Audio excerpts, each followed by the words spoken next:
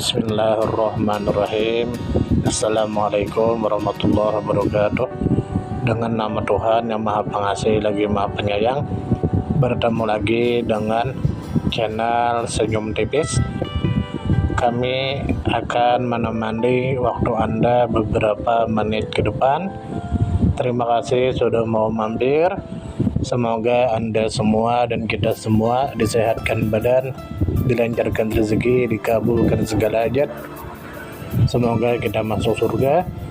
Semoga kita terbebas dari hutang. Amin ya rabbal alamin. Imam At-Tabrani seorang ulama dari Israel yang mendunia. Beliau adalah seorang imam dalam ilmu hadits. Selain menguasai ilmu hadits, beliau juga pakar dalam bidang tafsir. Beliau memiliki usia yang panjang dan ilmu yang tersebar ke penjuru dunia. Bagi umat Islam adalah suatu kelayakan mengenal ulama mereka sendiri, mengenal orang-orang yang berada di lingkungan dalam mereka. Meskipun telah wafat ratusan tahun lalu, namun namanya masih hidup bersama waktu. Imam Tabrani adalah seorang imam, hafiz, dan perawi terpercaya. Beliau adalah Abul Qasim Sulaiman bin Ahmad bin Ayub bin Mutir Al-Lahmi As-Syami At-Tabrani. Silahkan buka kitab Az-Zahabi As-Siyar, jilid 16 halaman 119. At-Tabari dinisbatkan pada daerah yang Tabariyah. Beliau adalah seorang ahli tafsir dan tokoh rijalul hadits di zamannya. Beliau dilahirkan pada tahun 260 873 M. Silahkan buka kitab Ibnu Khalikan Wafayat Al-A'yan, jilid 2 halaman 407. Lalu disebutkan bahwa beliau dilahirkan di kota Acre di wilayah Israel sekarang. Artinya, beliau dilahirkan di wilayah Syam. Umurnya panjang, hampir 100 tahun, dan riwayat hadits-hadisnya tersebar ke penjuru dunia. Di antara tradisi ahli hadits adalah bersafar dalam mencari hadits.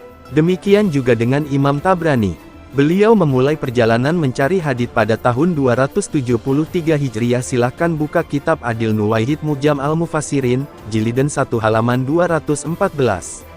Lalu saat itu usianya baru menginjak 13 tahun. Silahkan buka kitab As-Sufdi Al-Wafi Bil Wafayat, jilid 15 halaman 213. Perjalanan di usia beliau ini beliau mulai dari negerinya Syam menuju Baghdad, Kufah, Basrah, dan Isfahan. Silahkan buka kitab Ibnu Abdul Hadi, Tabakat Ulama Al-Hadits, jilid 3 halaman 107. Kemudian berpindah menuju Hijaz, Yaman, Mesir, negeri-negeri di Jazirah Arab, dan lain-lain. Perjalanan belajar ini beliau tempuh selama 33 tahun. Dari perjalanan ini, beliau mendengar dan belajar dari banyak guru dan ulama. Sampai-sampai jumlah gurunya mencapai 1000 orang. Silahkan buka kitab Ibnu Khalikan Wafayat Al-A'yan, jilid 2 halaman 407. Di antara gurunya adalah Abu Zur'at Dimashqi An-Nasai. Imam Tabrani pernah ditanya tentang banyaknya hadits yang ia riwayatkan. Beliau berkata, "Dulu aku tidur di atas al-bawari tikar yang terbuat dari jalinan rumput selama 30 tahun. Silahkan buka kitab Ibnu Abdul Hadi Tabakat Ulama Al-Hadits, jilid 3 halaman 108. Dari susah payah perjuangannya untuk menjaga kemurnian agama Allah ini, Allah kekalkan namanya hingga sekarang. Di antara pujian tentang beliau adalah ucapan Imam Az-Zahabi rahimahullah, dia adalah seorang hafiz yang masyhur. Seorang musnad dunia. Silahkan buka kitab Az-Zahabi, Tarikhul Islam, jilid 8 halaman 143. Beliau juga mengatakan, At-Tabrani ibarat ahli penunggang kuda dalam permasalahan hadits ini. Bersamaan dengan kejujuran dan amanahnya.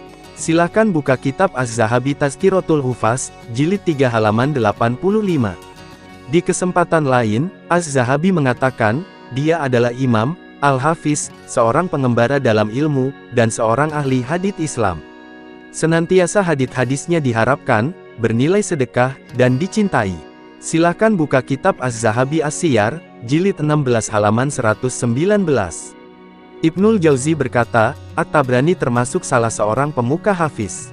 Ia memiliki karya-karya yang bagus. Silahkan buka kitab Ibnul Jauzi Al-Hasu, Ala Hifzil Ilm wa Zikru Kibaril Hufaz, halaman 68. Ibnu Uqdah mengatakan, aku tak mengetahui ada orang yang lebih mengetahui hadits melebihi At-Tabrani. Dan juga tidak ada yang lebih hafal sanad melebihi dirinya. Silahkan buka kitab Ibnu Katlubaga As-Sikat min Men Lem Yako, Fi Kutubis Sitah. Jilid 5 halaman 90. Seorang menteri Ibnu Al-Amid berkata, Aku tidak mengetahui di dunia ini ada yang lebih manis dan lebih lezat dibanding kekuasaan dan jabatan menteri yang aku jabat sekarang sampai akhirnya aku melihat pengajian Sulaiman bin Ahmad At-Tabrani dan Abu Bakar Al-Juwabi. At-Tabrani mengalahkan Al-Juwabi dalam banyaknya hafalan. Sementara Al-Juwabi mengalahkan At-Tabrani dalam kecerdasannya dan kepintaran.